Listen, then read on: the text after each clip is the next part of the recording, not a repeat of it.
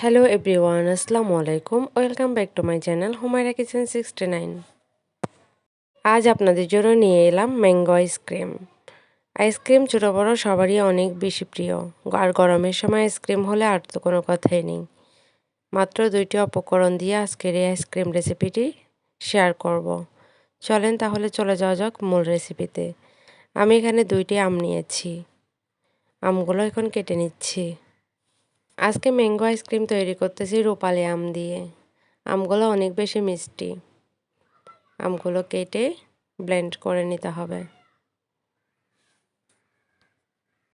আজকের আইসক্রিম তৈরি করার জন্য আমি দোকান থেকে কিনে আনা হুইপ ক্রিম ইউজ করেছি। আপনারা চাইলে দুধ জাল করে তারপরে এই আইসক্রিমটি তৈরি করতে পারেন। সেক্ষেত্রে দুধ অনেক ঘন করে জাল করতে হবে। এখন হুইপ ক্রিমের সাথে ভালো করে আম মিক্স করে নিতে হবে। এ পর্যায়ে দিয়ে দিচ্ছি চিনি। চিনিটা আপনারা আপনাদের স্বাদ অনুযায়ী দিবেন। আম যেহেতু অনেক বেশি মিষ্টি ছিল আমি অল্প চিনি ইউজ করেছি। আম যদি অনেক বেশি মিষ্টি থাকে তাহলে আপনারা চাইলে চিনিটা স্কিপ করতে পারেন। তো ভালো করে মিক্স করে নিচ্ছি। এ পর্যায়ে দিয়ে দিব food colour. Orange food colour দিয়েছি আমি এখানে। আপনারা চাইলে এটাও স্কিপ করতে পারেন। কালারটা একটু সুন্দর আসার জন্য আমি এখানে অরেঞ্জ ফুড কালার ইউজ করেছি। এখন ভালো করে মিক্স করে নিচ্ছি। এই তো মেশানো হয়ে গেছে। এখন আমি একটা আইসক্রিমের বক্স নিয়েছি। আইসক্রিমের বক্সের মধ্যে ভরে নিচ্ছি।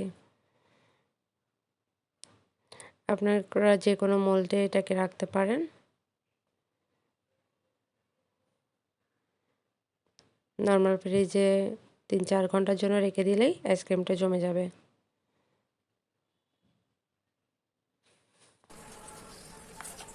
আপনারা এভাবে একবার আইসক্রিম বানিয়ে দেখতে পারেন। দোকানের আইসক্রিমও আপনার কাছে ফেল হয়ে যাবে। কারণ এভাবে আইসক্রিম বানালে একদম দোকানের আইসক্রিমের চেয়েও অনেক বেশি টেস্ট হয়।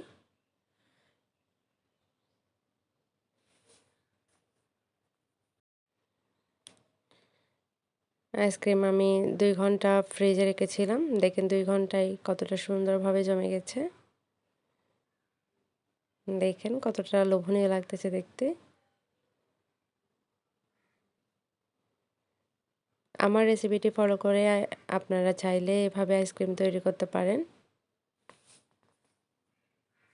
আশা করছি আমার আজকের রেসিপিটি আপনাদের কাছে ভালো লাগবে। ভালো লাগলে অবশ্যই আমার চ্যানেলটি সাবস্ক্রাইব করে আমার সাথেই থাকবেন।